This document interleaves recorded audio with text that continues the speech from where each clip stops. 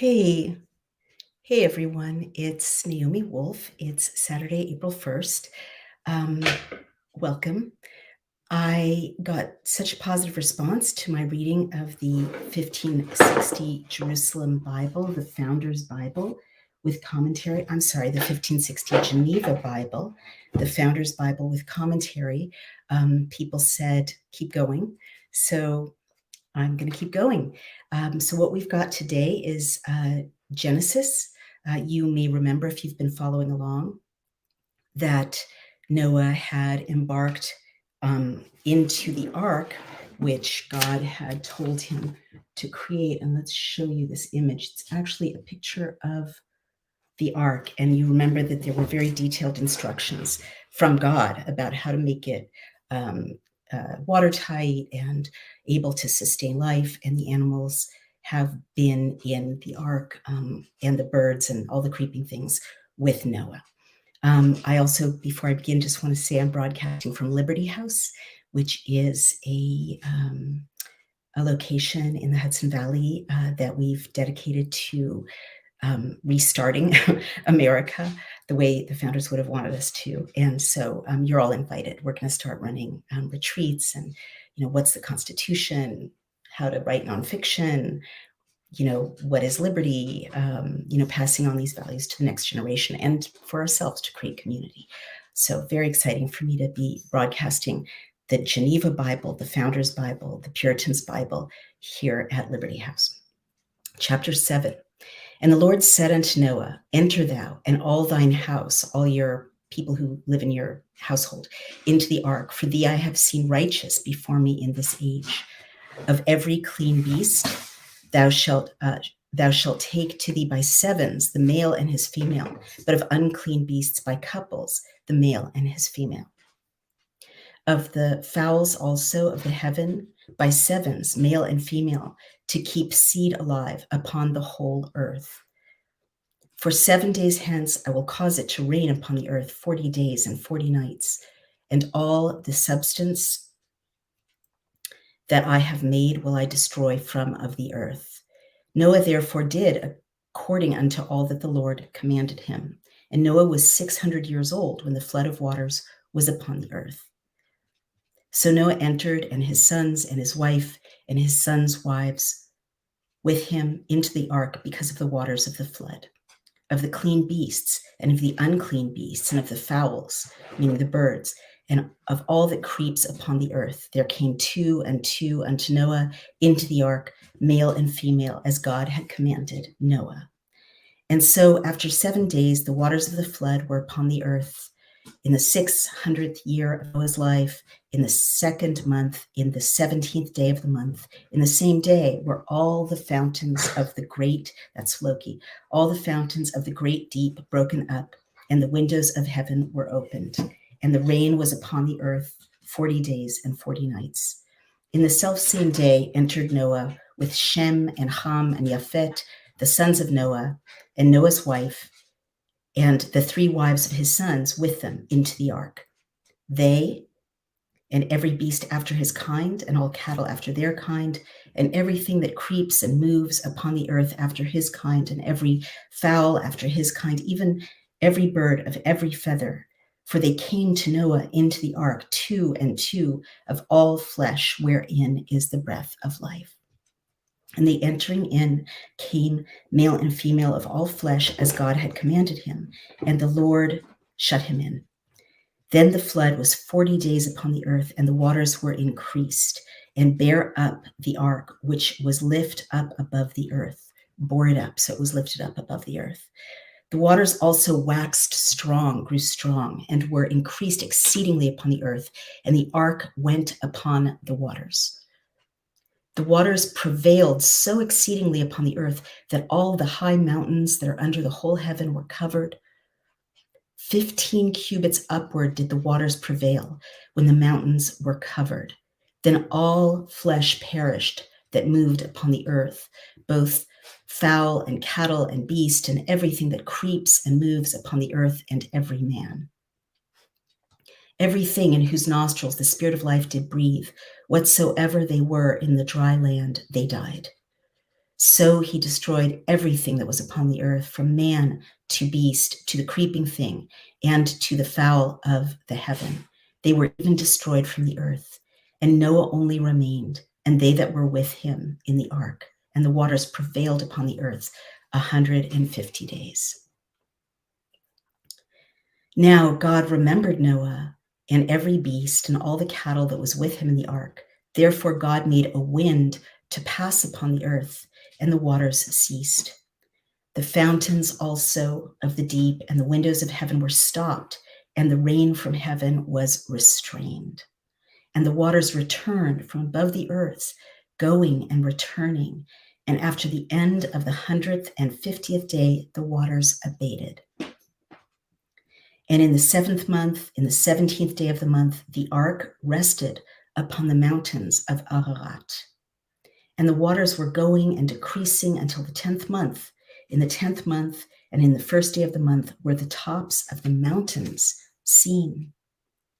So after 40 days, Noah opened the window of the ark which he had made and sent forth a raven, which went out, going forth and returning until the waters were dried up upon the earth. Again, he sent a dove from him that he might see if the waters were diminished from of the earth. But the dove found no rest for the sole of her foot. Therefore she returned unto him into the ark, for the waters were upon the whole earth. And he put forth his hand and took her and pulled her to him into the ark. Look, this is not the time, honey, to scamper around. I will hold you your live stream. All right, well, let's just, there we go. Loki can visit another time. Okay.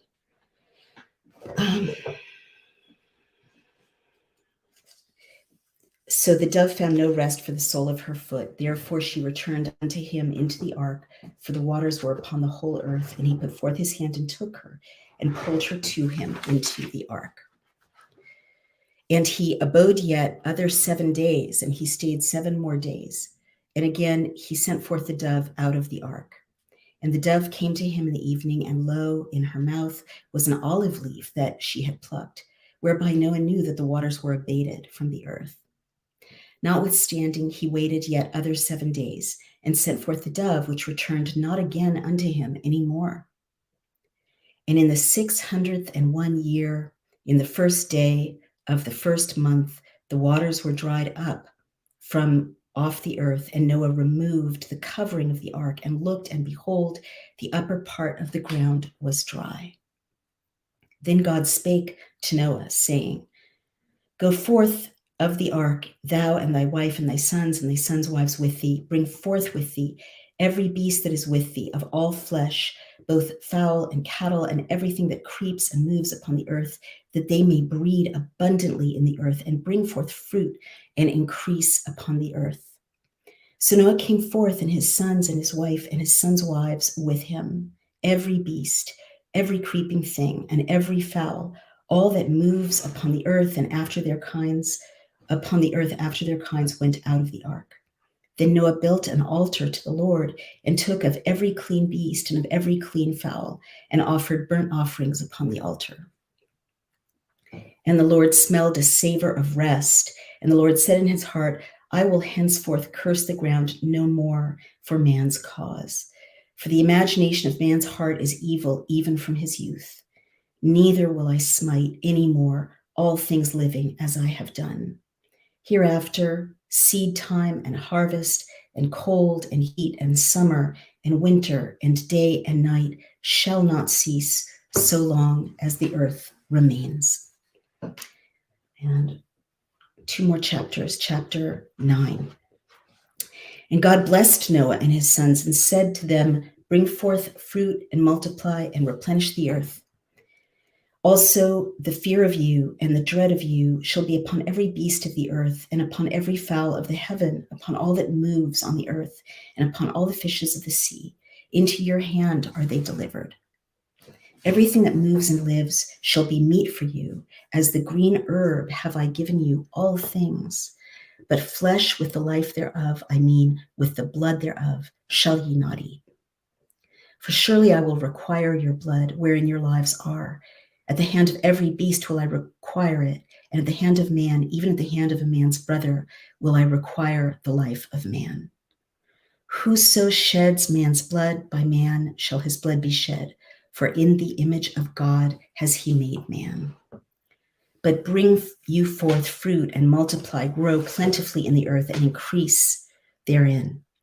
God spake also to Noah and to his sons with him, saying, Behold, even I establish my covenant with you and with your seed after you, and with every living creature that is with you, with the fowl, with cattle, and with every beast of the earth with you, and from all that go out of the ark unto every beast of the earth. And my covenant will I establish with you, that from henceforth all flesh shall not be rooted out by the waters of the flood, neither shall there be a flood to destroy the earth any more.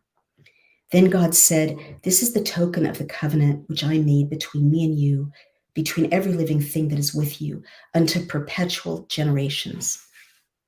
I have set my bow in the clouds, rainbow in the clouds, and it shall be a sign of the covenant between me and the earth. And when I shall cover the earth with a cloud, and the bow shall be seen in the cloud, then will I remember my covenant, which is between me and you, and between every living thing and all flesh, and there shall be no more waters of a flood to destroy all flesh. Therefore the bow shall be in the cloud, that I may see it and remember the everlasting covenant between God and every living thing in all flesh that is upon the earth. And God said yet to Noah, This is the sign of the covenant which I have established between me and all flesh that is upon the earth. Now the sons of Noah going forth of the ark were Shem and Ham and Japhet, and Ham is the father of Canaan. These are the three sons of Noah, and of them was the whole earth overspread. Noah also began to be a husbandman and planted a vineyard. And he drank of the wine and was drunken, and was uncovered in the midst of his tent. And when Ham, the father of Canaan, saw the nakedness of his father, he told his two brothers outside. Then took Shem and Japhet a garment and put it upon both their shoulders and went backward and covered the nakedness of their father with their faces backward, so they saw not their father's nakedness. Then Noah awoke from his wine and knew what his younger son had done unto him, and said, Cursed be Canaan, a servant of servants shall he be unto his brethren. He said, moreover, Blessed be the Lord God of Shem, and let Canaan be his servant. God persuade Japhet that he may dwell in the tents of Shem, and let Canaan be his servant. And Noah lived after the flood 350 years. So all the days of Noah were 950 years, and he died. So that's the end of the reading for today. But I do, as I have been, want to comment a little. First, as always, I just want to note how different this version is from most later translations.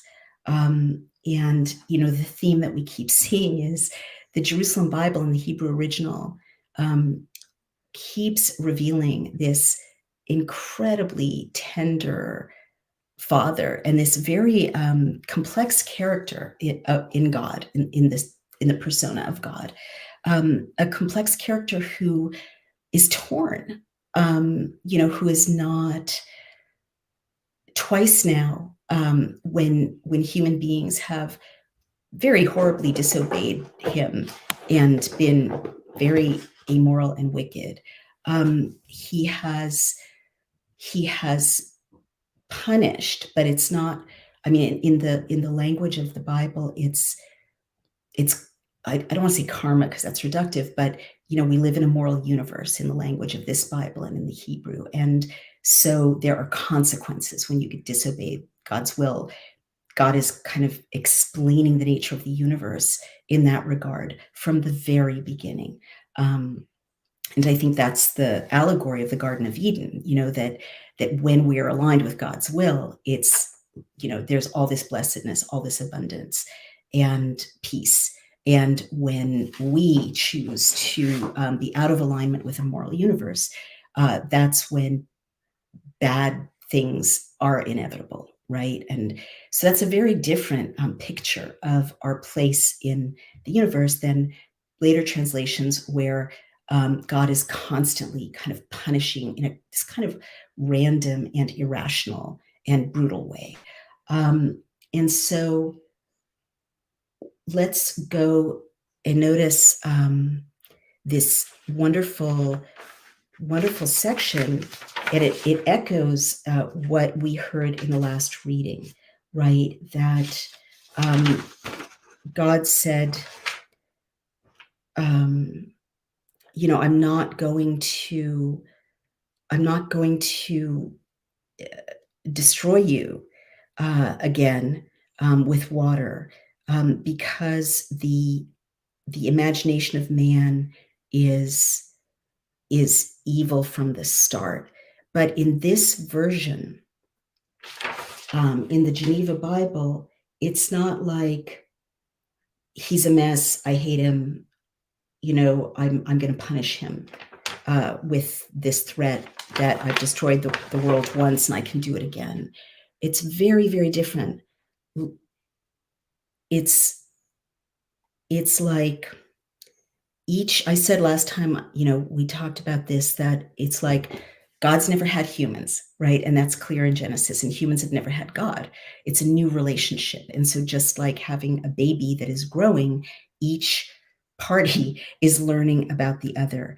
And so in this version, Genesis 8:21, after Noah has come out, and it's such a beautiful scene that the dove brings back an olive branch, which means the note shows, and I never knew this, that this means that the ground is substantially dry, because olives don't grow high up on mountaintops, they grow further down below the tree line. That's so interesting. So it means that the earth is safe to to leave the ark, to disembark, begin to repopulate the earth, to grow a vineyard, to do all the things humans do. And so Noah, being a righteous man, as soon as he gets out and he's safe, he builds an altar to the Lord and took of every clean beast and of every clean fowl and offered burnt offerings upon the altar.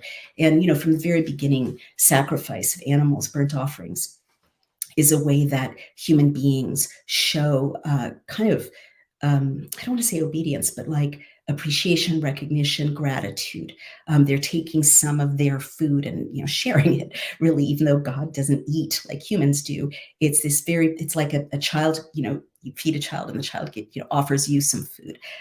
It seems almost like that. And so in this version, the Lord smelled a savor of rest, and the Lord said in his heart, I will henceforth curse the ground no more for man's cause. For the imagination of man's heart is evil even from his youth. Neither will I smite any more all things living as I have done. Hereafter, seed time and harvest, and cold and heat, and summer and winter, and day and night shall not cease, so long as the earth remains. So, think about that. This language, it's not like man's heart is evil, his imagination is evil, therefore I have to kind of keep him on a tight leash or make sure that he's adequately punished. It's like the blessings are on either side of this recognition. It's more like God is recognizing and learning to understand what humans with free will are.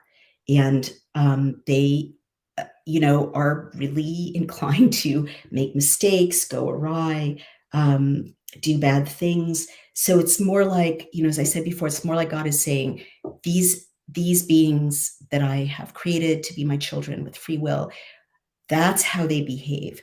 They go astray. They have an imagination that leads them into, not being in alignment with a moral universe. This is who they are. They need my help. They need my understanding. It's not that bad things won't happen to humans if they do contradict the moral universe. God makes it absolutely clear that that's the way our moral universe works, right from the beginning. But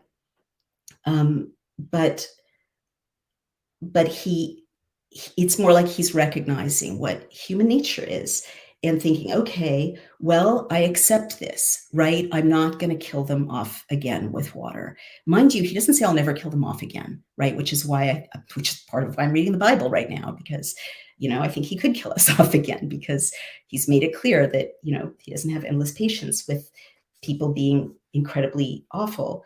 And yet he's saying, okay, I recognize that the nature of man, it's imperfect, it's fallen, it's not fallen yet, but not that language, but it's evil. He's not good like I'm good, right? We're different. We're different. He's in my image. There's a Venn diagram where we overlap. These are my kids, but they're not the same as me. They're made of a different, they're flesh. It's a different way to be.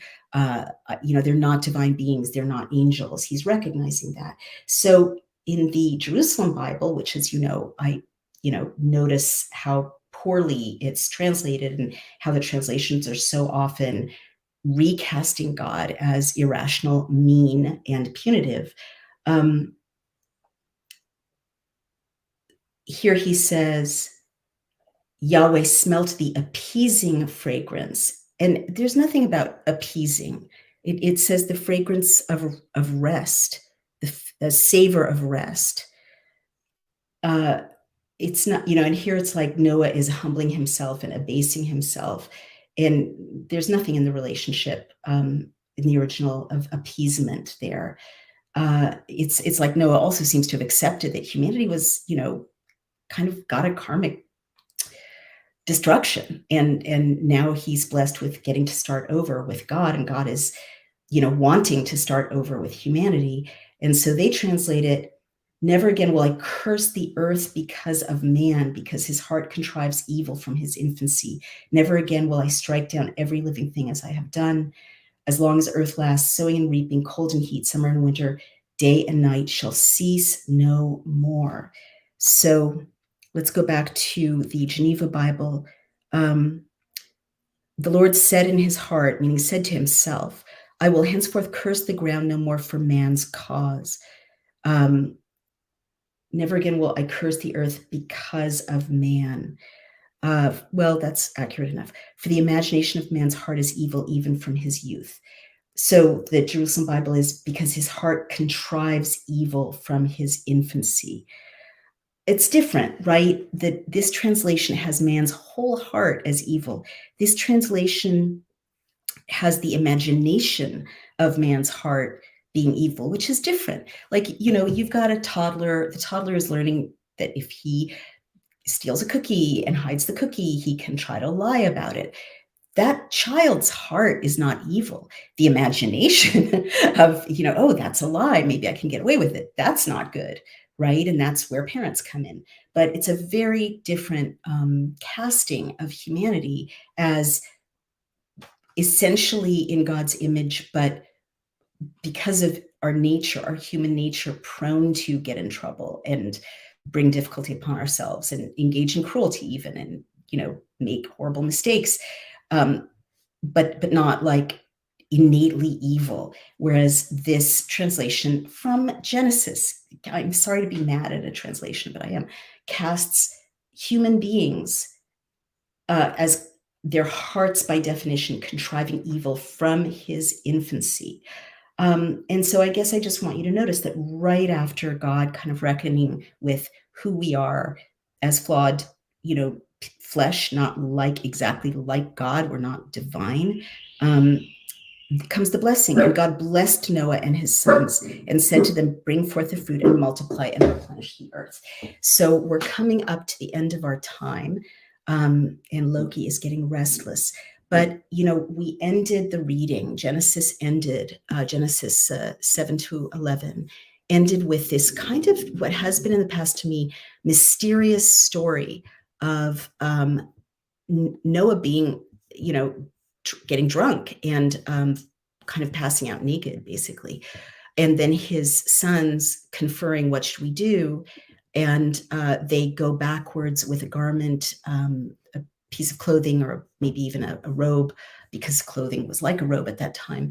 And they cover their father without looking at him. So it seemed very random, in other translations. But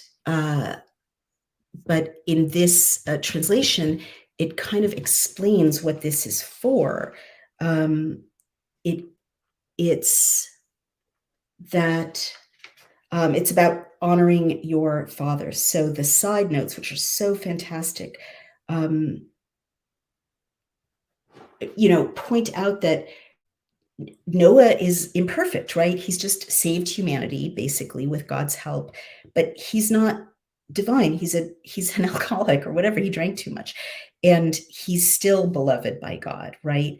Um, and so he drank of the wine and was drunken, and he was uncovered in the midst of his tent. And Ham, the father of Canaan, saw the nakedness of his father and told his two brethren. All right, so this is, according to the notes, um, the explaining the ancestry of what's going to happen later, because the Canaanites get cursed in this narrative, and later they are driven out of the promised land of Israel, of Canaan, right? As God promises in Exodus in the next book. And so this is kind of an origin story of the relationship of the descendants of Noah. I mean, we all descend from Noah according to this. And so the Lord is blessing Shem, and the children of Israel will later descend from Shem, and is turning Japhet into an ally to dwell in the tents of Shem. So it's kind of like creating, and a lot of cultures have this, an origin story to explain, that God tasked these different descendants of Noah with different roles to kind of justify what came later, and to stress that the descendants of the children of Israel are kind of God's, exemplary kind of model people. I mean, we'll get into how complex that is later, but and also the story of these Canaanites. I'm sorry, the story of the covering of Noah. The side note says that he saw the nakedness of his father. He told his two brethren without, and the note says in derision and contempt of his father. And the side notes point out that you should honor your father, and that they this is kind of he pronounces as a prophet the curse of God against all them that honor not their parents, for Ham and his posterity were accursed. So it's stressing, in still this very kind of tribal desert, very early society, that you need to honor your parents. I mean, of course, I'm not sure what else the children of Noah could have done in this situation, but it's a much more meaningful story with these notes than the random story that I'd read before, that followed this really beautiful, beautiful story of human beings being almost lost and then saved, with all of the fountains of the skies opening up, the waters coming up, as the side notes explain, water descending and water rising. And I guess the only other thing I'd like to say about this section is that many anthropologists and biblical scholars have pointed out that many, many, many cultures have a flood story, and that there is archaeological evidence of a flood, like that water covered the earth, and to very high levels in some prehistoric time.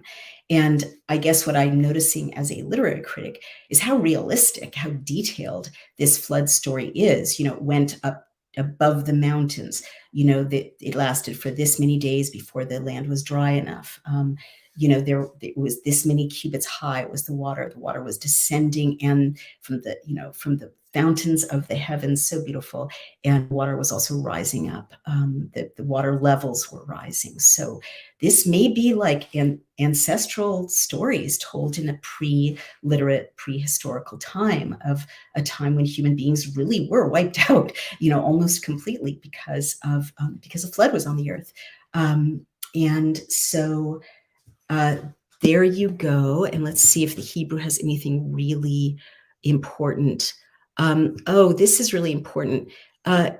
So remember, the last thing I want to say here is, remember the section about the animals, that after God almost wipes out humanity comes the blessing. Again, so much like you have a fight with your kids or with your wife or your husband, and then you make up and you kind of bless each other in God's terms. And God blessed Noah and his sons, and he said to them, be fruitful and multiply and fill the earth. Vayomer lahem pru urvu, which is so beautiful. It rhymes. Pru, be fruitful. Urvu, rav means many. Multiply. Umil'u et haaretz, and fill the earth. And your fear and your dread shall be upon the beasts of the earth. So that's different from the way later translations have terror, right? It means that animals will fear men as the apex predator, and upon the fowl of heaven.